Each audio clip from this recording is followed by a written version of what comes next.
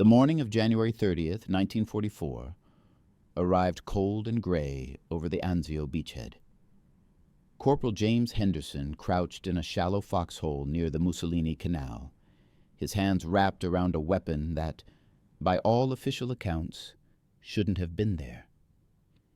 The M9A1 bazooka resting across his knees weighed just over 13 pounds, but in the chaos of the Allied amphibious landing 6 days earlier, it represented something far heavier, a calculated gamble against German armor that was about to pay dividends no one had anticipated. Henderson and his fellow ranger, Private First Class William Johnson, had been assigned to a forward observation post along the eastern perimeter of the beachhead, part of the 3rd Ranger Battalion's defensive line. Their position overlooked a flat expanse of reclaimed marshland called the Pontine Marshes, terrain that Mussolini himself had drained in the 1930s to create farmland. Now, in the winter of 1944, this same land had become a killing ground, and the two Rangers were about to discover just how effective their unauthorized ordnance could be against German steel. If you're enjoying this deep dive into the story, hit the subscribe button and let us know in the comments from where in the world you are watching from today. The weapon Henderson carried was not standard issue for Ranger reconnaissance teams. Official table of organization and equipment documents for Ranger battalions in January 1944 allocated bazookas primarily to dedicated anti-tank squads within battalion headquarters companies.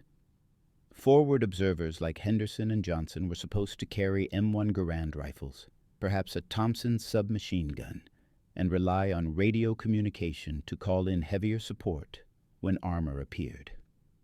But the Rangers had learned something in North Africa and Sicily that Army doctrine writers in Washington hadn't yet fully absorbed. When German tanks came, they came fast, and radio calls to distant artillery positions often arrived too late to matter. So Henderson and Johnson had scrounged. They'd traded cigarettes and liberated Italian wine for extra bazooka rockets. They'd convinced their company armorer to look the other way when they requisitioned a second launcher. They'd spent their off-duty hours in the days before Anzio practicing quick-loading drills and calculating the effective range of the 2.36-inch shaped charge warheads. Their sergeants had grumbled about the extra weight during the landing, but hadn't stopped them. In Ranger culture, initiative was valued over regulation, and the initiative Henderson and Johnson showed on that January morning would become the stuff of battalion legend. The German counterattack, when it came, arrived with the methodical precision that characterized Wehrmacht operations even in the face of Italy's collapsing strategic situation. Field Marshal Albert Kesselring, commanding German forces in Italy, had received word of the Allied landing at Anzio with alarm but not surprise. The beachhead represented exactly the kind of amphibious end run around his Gustav line defenses that he'd been anticipating for months. Within hours of the landing on January 22nd, Kesselring had begun marshalling forces for a counterattack designed not merely to contain the beachhead, but to drive the Allies back into the sea. By January 30th, elements of the German Panzer Division had moved into position around the Anzio perimeter. This was not a second-rate occupation unit, but a formation that had fought at Gela during the Sicily invasion, where it had nearly pushed American forces back onto their landing beaches before overwhelming Allied firepower finally stopped it. The division's Panthers and Mark IV tanks represented some of the finest armor Germany could field in early 1944, and the crews manning them were experienced, aggressive, and fully aware that the Anzio beachhead represented a dagger pointed at Rome itself. The specific tactical situation Henderson and Johnson faced that morning reflected a broader strategic reality. The Anzio landing, despite its initial surprise, had failed to achieve the breakout General John P. Lucas had been ordered to execute. Instead of pushing inland immediately to cut Highway 7 and threaten the German rear, Lucas had consolidated the beachhead, bringing up supplies and reinforcements in a methodical advance that gave Kesselring exactly the time he needed to organize a response. By late January, the initiative had shifted. The Allies were no longer attacking out of Anzio. They were defending a perimeter that grew more constricted by the day. The Rangers had landed as part of the initial assault force, tasked with securing the beachhead's flanks while the main body of the 6th Corps established positions inland. The 3rd Ranger Battalion, commanded by Lieutenant Colonel James Altieri, had moved to the eastern sector near the Mussolini Canal, a drainage channel that ran roughly parallel to the coast. The terrain was nightmarish for defense, flat, open, offering almost no natural cover, and crisscrossed with irrigation ditches that channeled movement into predictable avenues of approach. It was tank country, and everyone knew it. American anti-tank doctrine in early 1944 relied on a layered defense. The first layer consisted of infantry portable weapons, the M9A1 bazooka, introduced in 1943 as an improvement over the original M1 launcher. The M9A1 featured a 2-piece barrel for easier transport and an improved electrical firing system, but its fundamental characteristics remained modest. The weapon had an effective range of about 150 yards against stationary targets, perhaps 300 yards if the gunner was skilled and lucky. Its 2.36-inch rocket carried a shaped charge warhead designed to penetrate armor through a focused jet of superheated gas and molten metal. Against the side or rear armor of most German tanks, it was lethal. Against frontal armor, especially on newer Panthers and Tigers, it was far less reliable. The second layer of defense consisted of towed anti-tank guns. American 3-inch guns, British 6-pounders, captured German pieces. These weapons offered greater penetration and range, but required crews, prime movers, and prepared positions. In the fluid chaos of the Anzio beachhead's first week, getting these guns into position had proven difficult. The third layer was armor, American M4 Sherman tanks and M10 tank destroyers. But armor required open terrain to maneuver, and the Anzio perimeter was increasingly constricted. German artillery commanded most approach routes, and Allied armor doctrine emphasized mobility over static defense. The fourth layer was artillery and air support, the massive firepower that had characterized American operations since North Africa. But artillery required forward observers with clear sight lines and functional radio communications. Air support required weather good enough for close air support missions, something the Italian winter rarely provided. What this meant in practice was that small infantry units on the perimeter, units like Henderson and Johnson's 2-man observation post, often found themselves as the first and sometimes only line of defense against German armor. The Rangers understood this reality better than most units because they'd been trained to operate independently, behind enemy lines without support. At Anzio, they were bringing that mentality to conventional defensive operations with results that surprised even their own commanders. The Germans opened their attack at 07:15 hours with an artillery barrage that walked across the eastern sector of the beachhead. Henderson and Johnson, huddled in their foxhole, felt the concussions ripple through the ground as 105mm and 150mm shells burst across the flat marshland. The barrage lasted 20 minutes, a sustained bombardment designed to suppress defensive positions and cut communication lines. When it lifted, the morning fog that had blanketed the marshes began to clear, burned away by the January sun, and Henderson saw what the bombardment had been concealing. Armor. Lots of it. Through his binoculars, Henderson counted 11 tanks advancing in a loose formation across the reclaimed farmland. Most were Panzer IV OSF H models, the workhorse of German armored divisions in 1944. These tanks mounted long-barreled 7.5-centimeter guns capable of killing Shermans at ranges exceeding 1,000 yards. Their frontal armor, 80 millimeters thick on the hull and 50 millimeters on the turret face, could deflect most American tank rounds at medium range. They weighed 25 tons, could reach speeds of 25 miles per hour on good roads, and were crewed by men who'd learned tank warfare in France, Russia, and North Africa. Mixed among the Panzer IVs were at least two larger silhouettes that Henderson recognized from intelligence briefings: Panthers. The Panther was Germany's answer to the Soviet T-34, a medium tank that combined thick sloped armor with a high-velocity 7.5-centimeter gun that could penetrate any Allied tank at combat ranges. The Panther's frontal armor exceeded 100 millimeters in thickness, sloped at 55 degrees to maximize deflection. Against a Panther's glacis plate, a bazooka rocket stood almost no chance of penetration. But Henderson wasn't planning to shoot at glacis plates. The German formation was advancing directly toward the Ranger positions along the Mussolini Canal, moving at perhaps 10 miles per hour across the open ground. Henderson could see infantry following the tanks, probably a company's worth of Panzer Grenadiers using the armor for cover. This was standard German combined arms doctrine: armor to break through, infantry to consolidate. The target was clearly the canal crossing about 400 yards south of Henderson's position, a small bridge that represented one of the few ways for heavy vehicles to cross the drainage channel without bogging down in the soft marsh edges.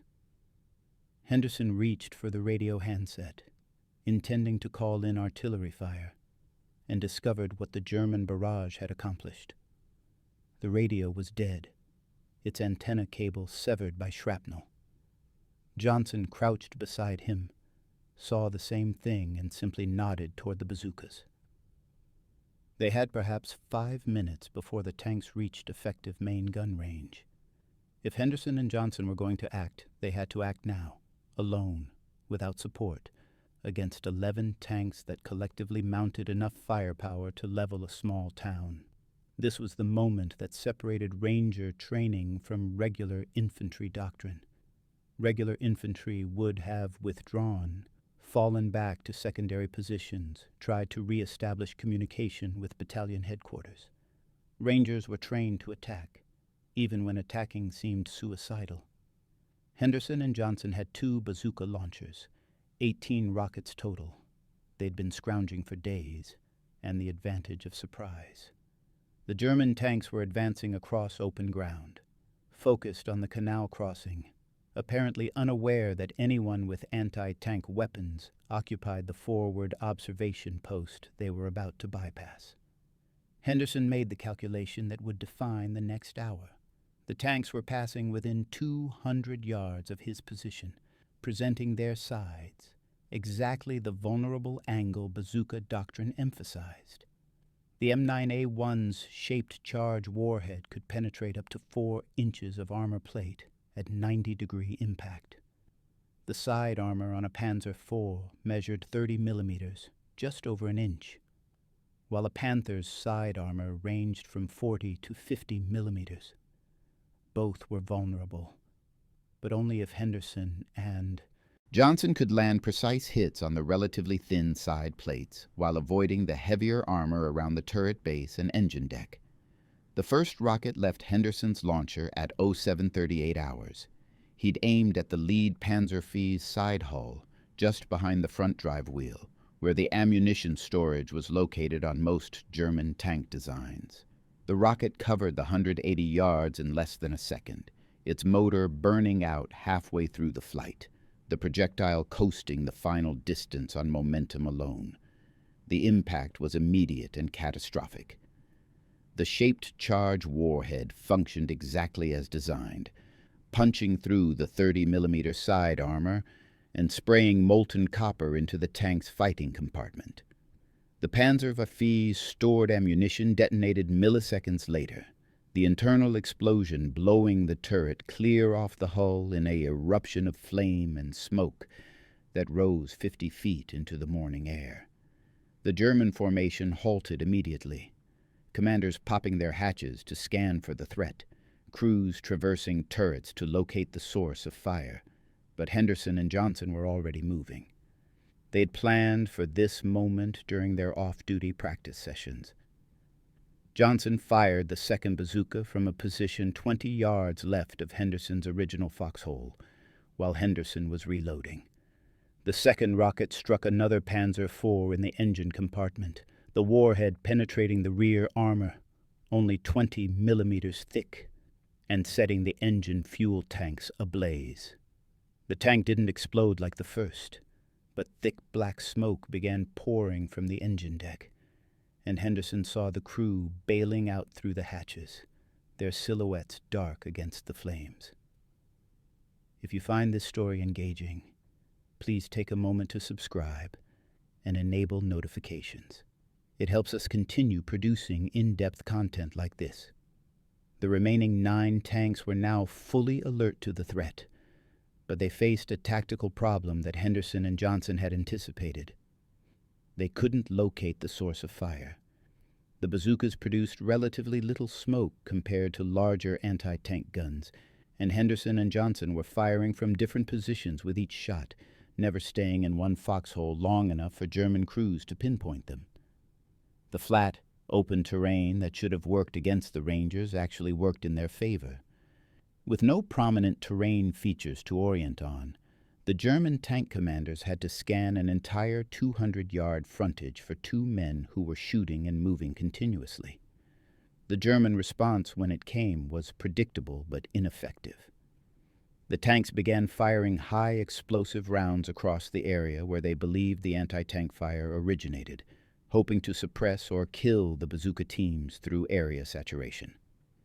7.5-centimeter shells burst across the marshland, throwing up geysers of mud and shattered earth. But Henderson and Johnson were already back in their original foxholes, lying flat as shells burst around them, waiting for the barrage to lift so they could fire again.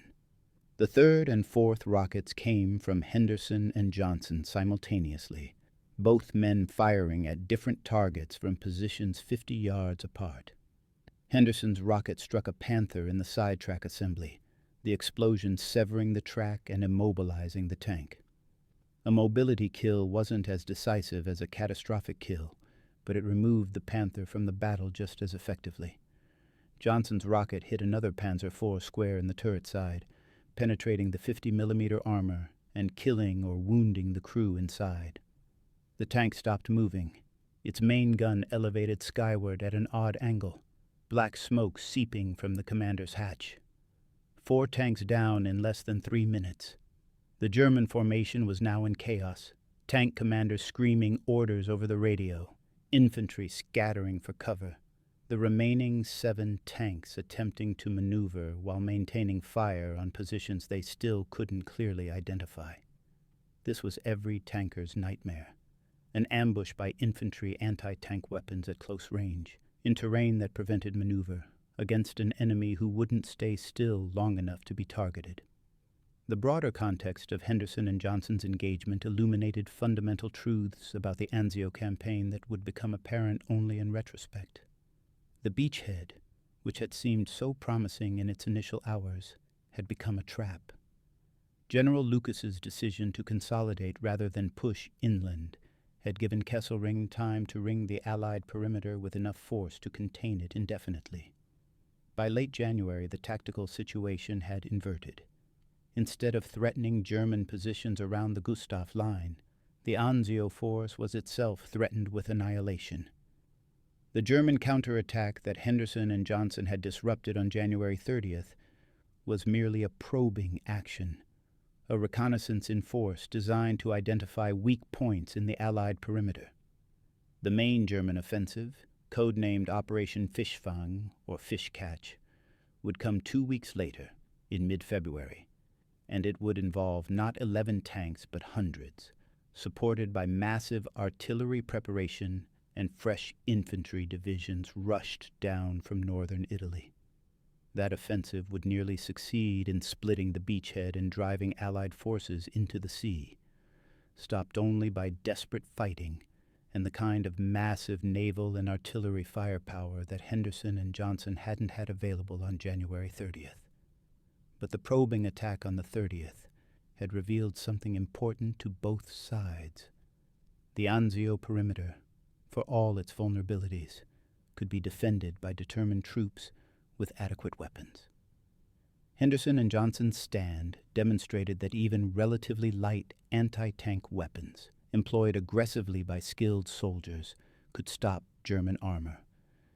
This lesson would be absorbed by other units on the beachhead, leading to changes in how American forces positioned their bazooka teams and allocated their anti-tank ammunition. The engagement also highlighted the peculiar nature of armored warfare in the confined space of the Anzio beachhead. Normally, tanks operated most effectively in open terrain where they could maneuver, where their speed and firepower could be brought to bear at ranges that exploited their advantages. But the Anzio perimeter measured only about 7 miles deep by 15 miles wide at its maximum extent, an area so constricted that German tanks often found themselves fighting at ranges where infantry anti-tank weapons were effective. The flat, open terrain of the Pontine marshes, which should have favored armor, actually created a shooting gallery for well-positioned anti-tank teams who could engage German armor from flanking positions before the tanks could bring their superior frontal armor to bear. Henderson and Johnson's specific tactics, the constant repositioning, the focus on side and rear shots, the acceptance of close-range engagements, became part of the informal tactical doctrine that Ranger units passed down through after-action briefings and bull sessions. When fresh replacements arrived at Anzio in February and March, the veterans would tell them about the morning 2 Rangers stopped 11 Panzers. And the lesson wasn't, bazookas are better than we thought, but rather, aggressive action and good shooting matter more than weapon specifications. The decorations Henderson and Johnson received reflected the Army's appreciation for their achievement, but also its tendency to understate individual heroism in official records. Both men were awarded Silver Stars, the Army's 3rd highest decoration for valor, citations that praised their conspicuous gallantry and aggressive determination, but devoted more words to describing tactical results than to capturing the experience of sustained close-range combat against armor. Henderson would later say that the citation made the engagement sound almost routine, as if stopping 11 tanks was something Rangers did every Tuesday before breakfast. The broader question of bazooka effectiveness became a subject of intense analysis in Army ordnance and infantry circles throughout 1944. Henderson and Johnson's engagement, along with similar actions by other bazooka teams in Italy and later in France, demonstrated that the M9A1 was more effective than initial testing had suggested, provided crews were properly trained and employed the weapon aggressively. This led to changes in training doctrine, increased ammunition allocations, and refinements to the bazooka design that would culminate in the improved M20 Super Bazooka of 1945. But the technical improvements, while important, missed something essential about Henderson and Johnson's success. It hadn't been primarily about the weapon.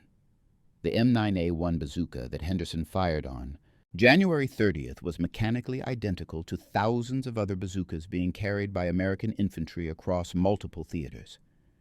What made the difference was the men firing it, their training, their initiative, their willingness to engage under circumstances where withdrawal would have been understandable, perhaps even tactically justified.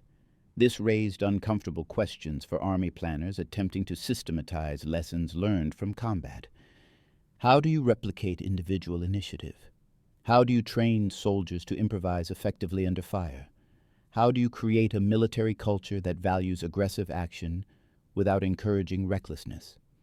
The Rangers had managed this balance, but they were a self-selected elite, volunteers who'd endured brutal training specifically designed to weed out men who couldn't operate independently. The broader army couldn't simply convert every infantry battalion into Rangers and expect similar results. The solution that emerged over the course of 1944 involved modest changes to doctrine and training rather than revolutionary reform. Infantry units received more realistic training in anti-tank tactics, with emphasis on flanking shots and rapid repositioning. Ammunition allocations for bazookas increased, giving teams more rounds to work with. Squad and platoon leaders were trained to give their bazooka teams more autonomy, trusting them to maneuver and engage without constant supervision. These were incremental improvements, not transformations, but they reflected lessons that men like Henderson and Johnson had paid for in blood and fear.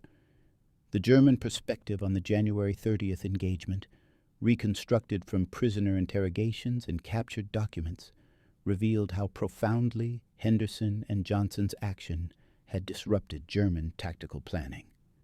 The tank company that had been destroyed belonged to the Hermann Göring Division's 1st Panzer Battalion, a unit with combat experience dating back to Sicily.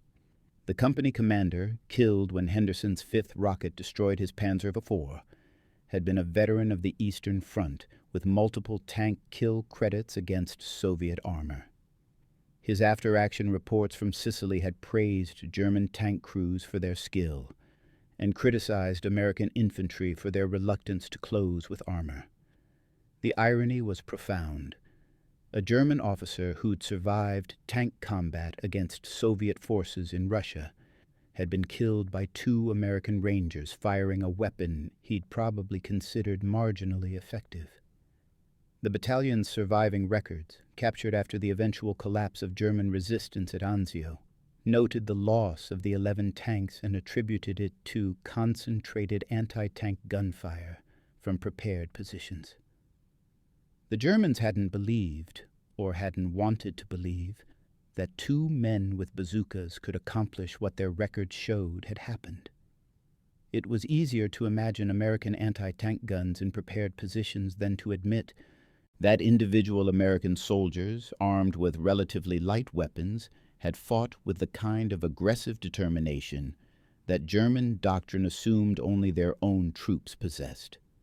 This psychological dimension of the engagement, the German assumption that American infantry wouldn't stand against armor, had been a consistent theme in Axis military thinking since North Africa. German and Italian intelligence assessments routinely praised American material superiority, while dismissing American fighting spirit, arguing that American soldiers were too comfortable, too dependent on logistics and fire support, too unwilling to accept casualties.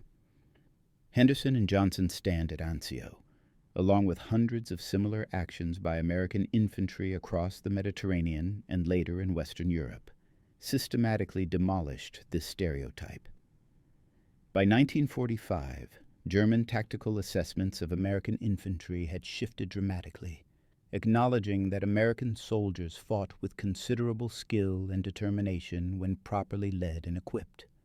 But in January 1944, that recognition was still months away.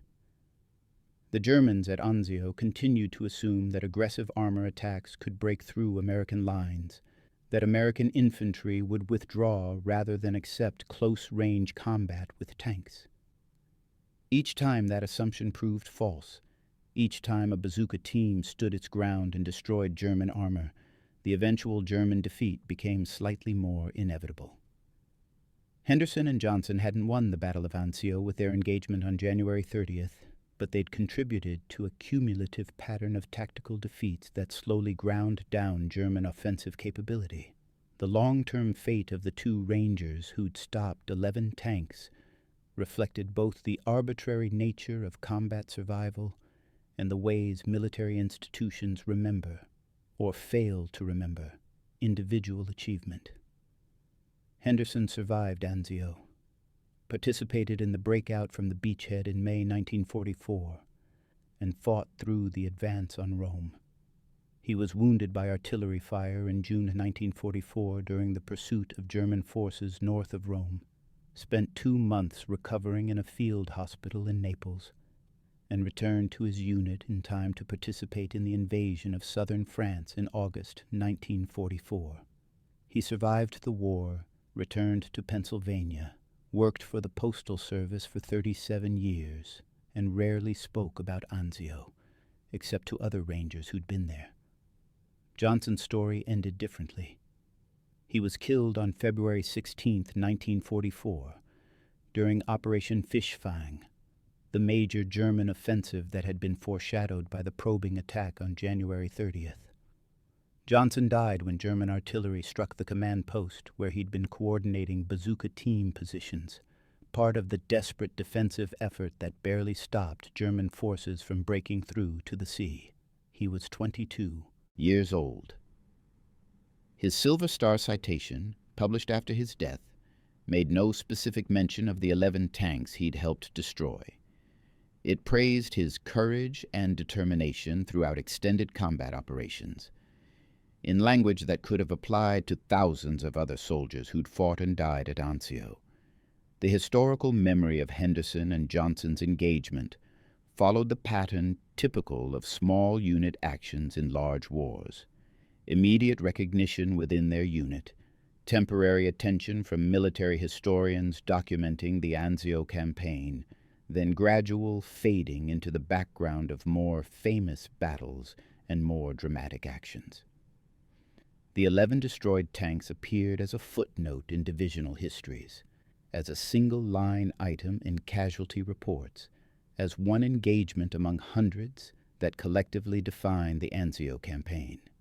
There were no movies made about Henderson and Johnson, no monuments erected to commemorate their stand, no popular histories that made their names familiar to later generations.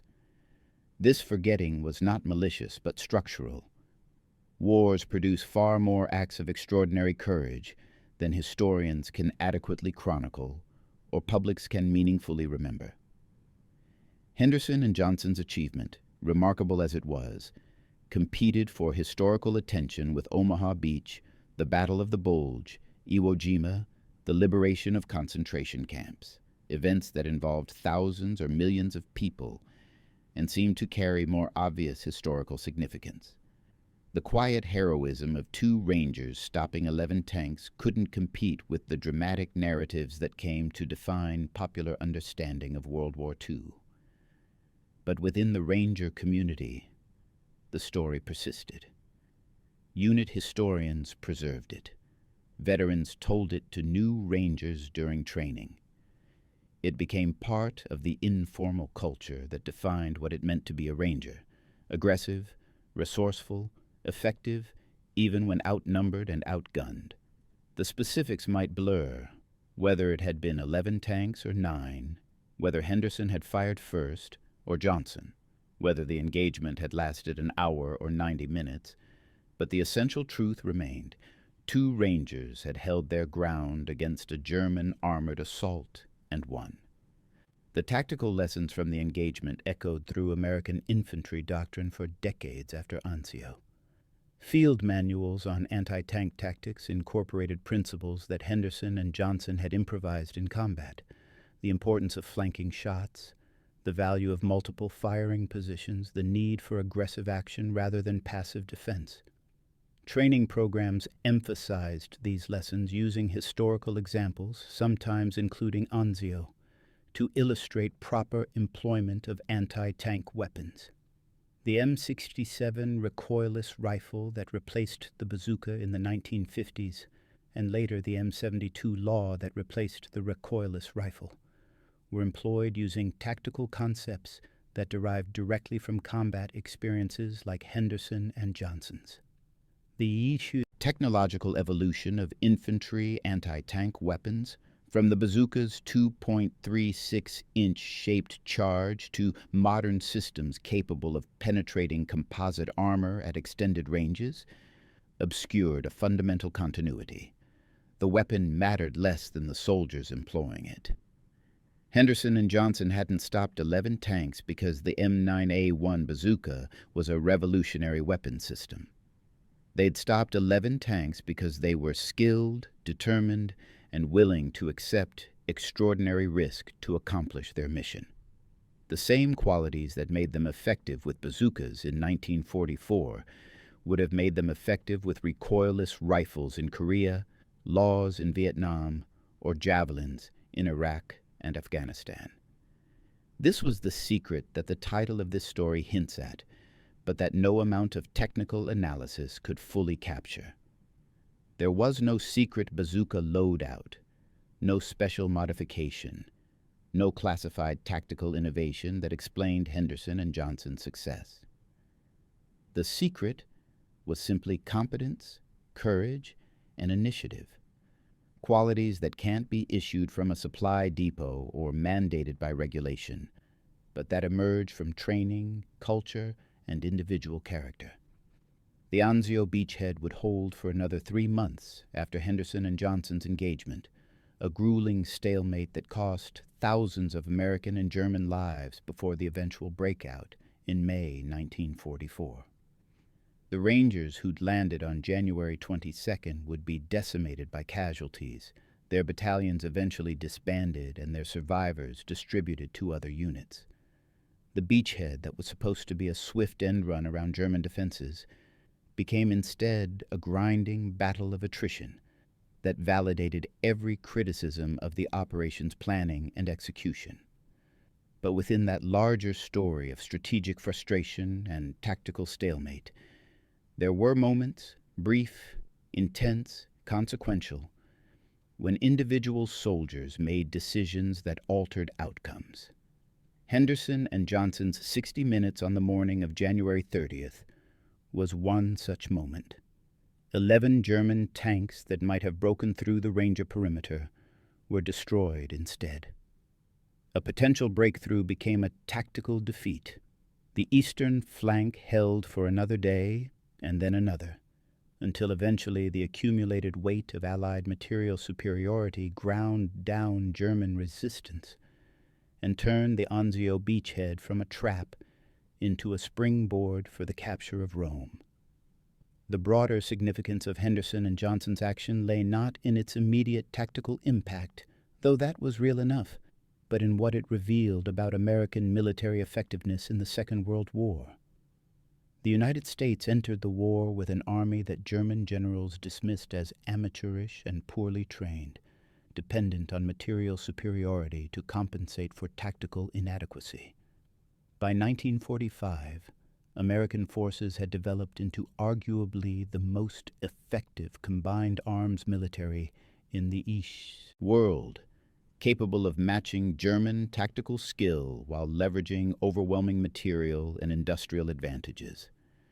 That transformation happened through thousands of small lessons learned in combat, through the accumulated experience of soldiers like Henderson and Johnson who figured out through trial and error what worked and what didn't.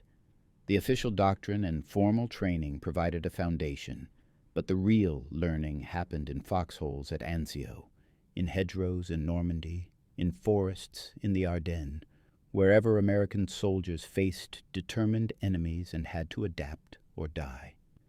Henderson and Johnson adapted. They took a weapon system designed for one purpose and employed it for another.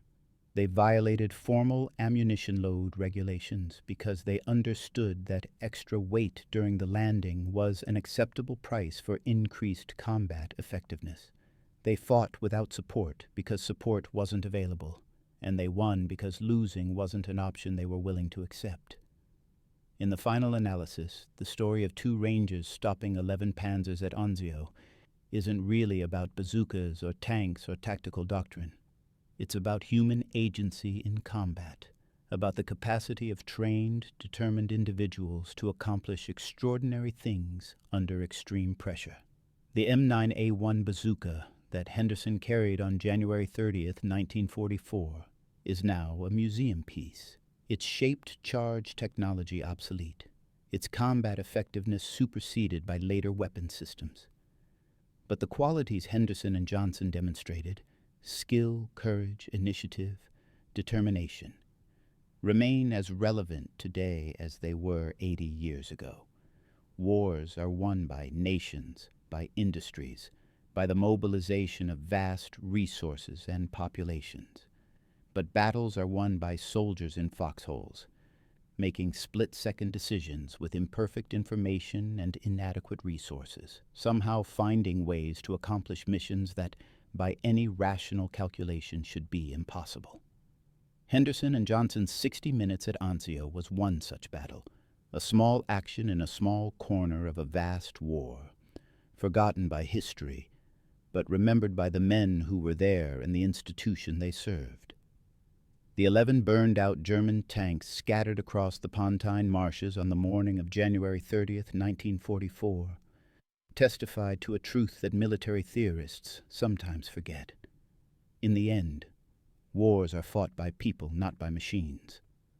The side with better equipment and more resources usually wins, but not always, and not inevitably. Sometimes 2 Rangers with 18 rockets are enough to stop 11 tanks, if the Rangers are skilled enough, determined enough, and willing to fight, when withdrawal would be easier. That was Henderson and Johnson's achievement, and it was enough. Thank you for watching. For more detailed historical breakdowns, check out the other videos on your screen now, and don't forget to subscribe.